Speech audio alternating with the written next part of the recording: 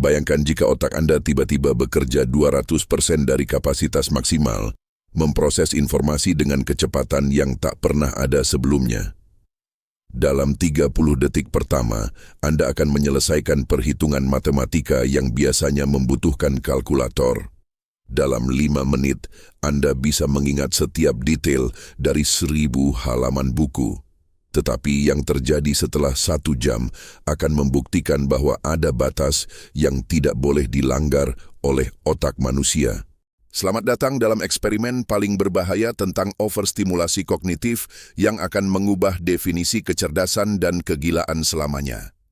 Otak manusia dalam kondisi normal menggunakan sekitar 20% dari total energi tubuh dan beroperasi pada frekuensi gelombang theta 4,8 Hz saat fokus.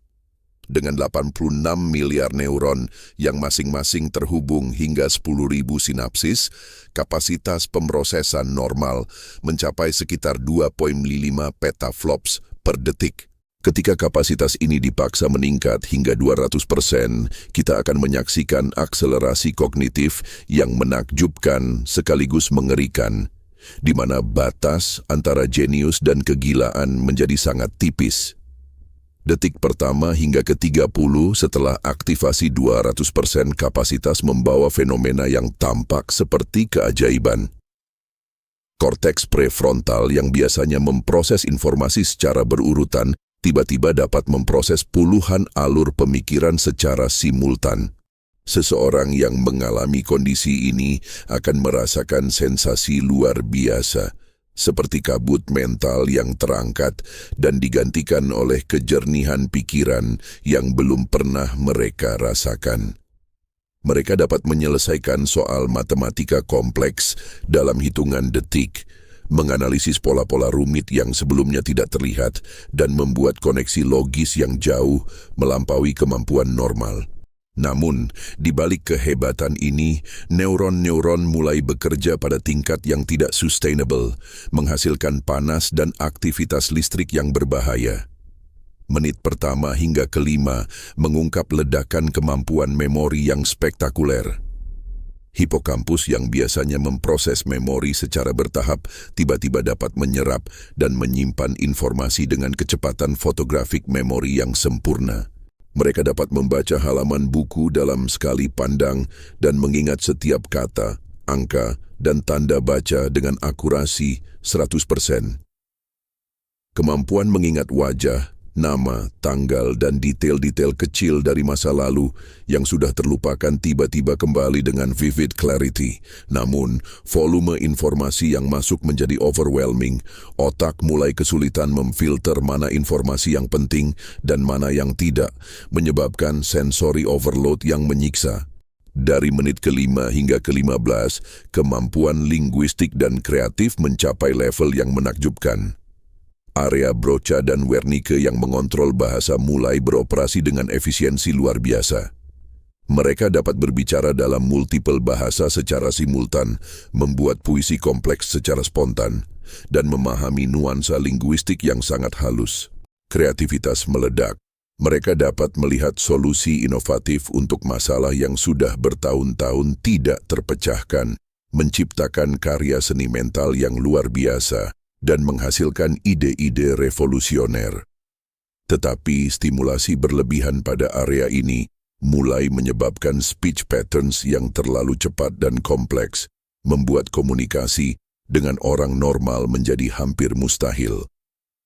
Setengah jam pertama membawa fenomena sinestesia ekstrim yang memukau sekaligus mengganggu. Overstimulasi pada berbagai area sensorik menyebabkan cross-wiring yang intens antara indera-indera.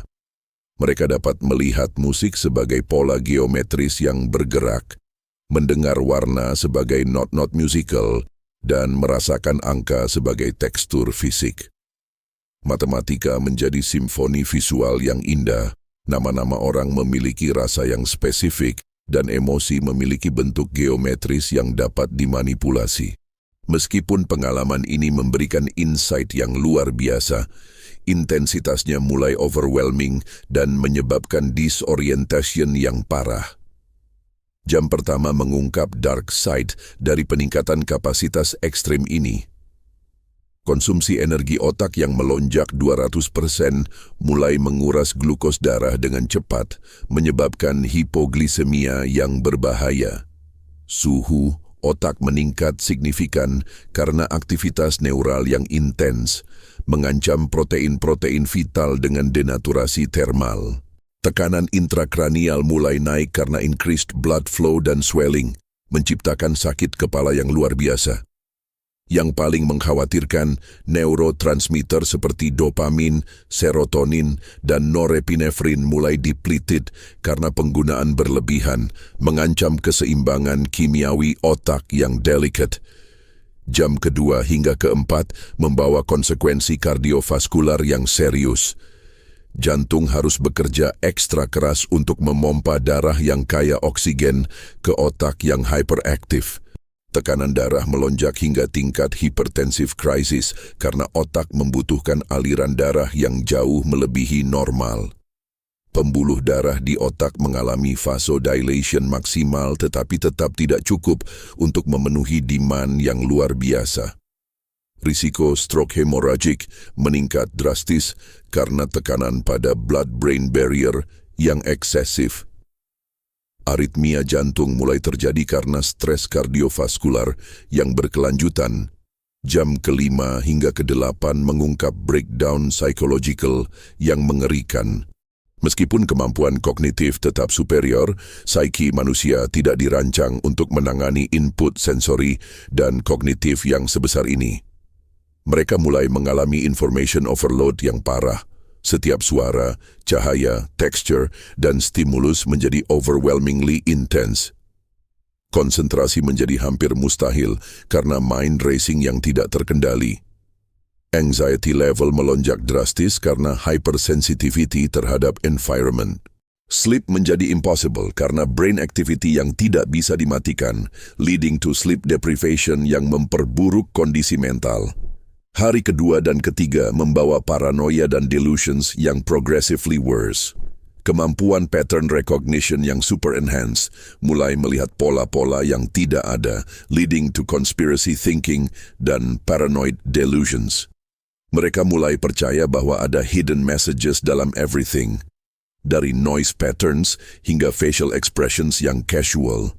Hypersensitivity sosial membuat mereka menginterpretasikan setiap gesture, word, dan expression sebagai threat atau hidden meaning. Reality testing mulai compromise karena batas antara genuine insights dan paranoid interpretations menjadi blur.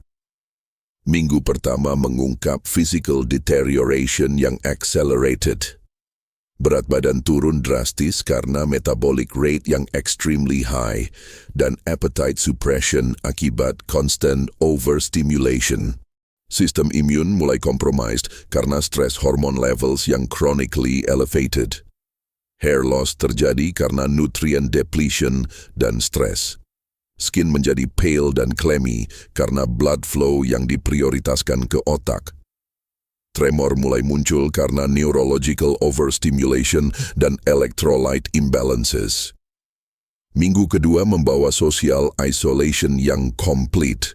Mereka tidak lagi bisa relate dengan orang normal karena thinking speed dan cognitive complexity yang jauh berbeda.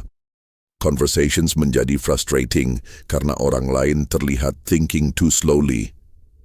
Mereka mulai dismissive terhadap inferior intellects dan develop superiority complex yang ekstrim. Friends dan family mulai afraid karena erratic behavior dan intensity yang unnerving.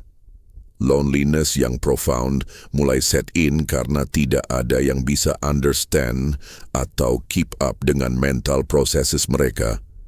Minggu ketiga hingga keempat mengungkap final stages yang tragic. Neuron burnout mulai terjadi karena prolonged overstimulation. Sel-sel brain mulai dying karena excitotoxicity dan oxidative stress.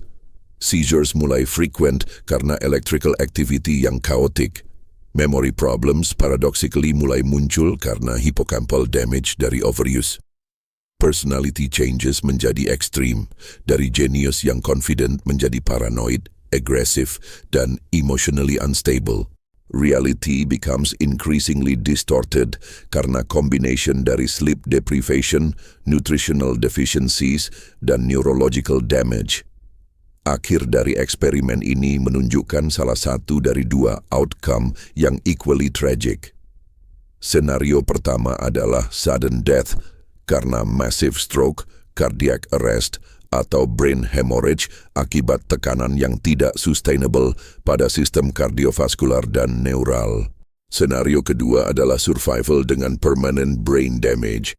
Kemampuan kognitif yang dulunya superior kini rusak permanently, leaving behind seseorang dengan cognitive deficits yang severe, personality yang altered, dan quality of life yang dramatically reduced.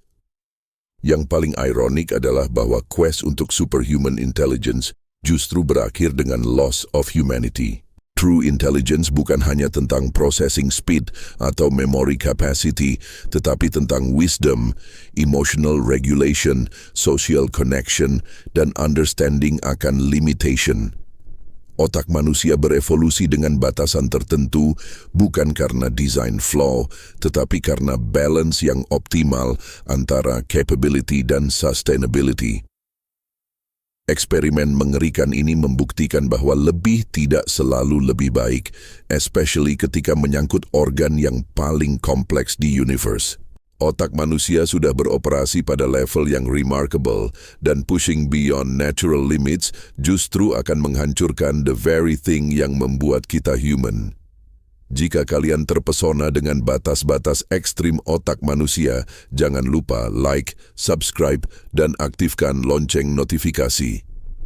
Episode terakhir dari seri Otak Ekstrim akan mengungkap apa yang terjadi jika otak berhenti bermimpi selamanya.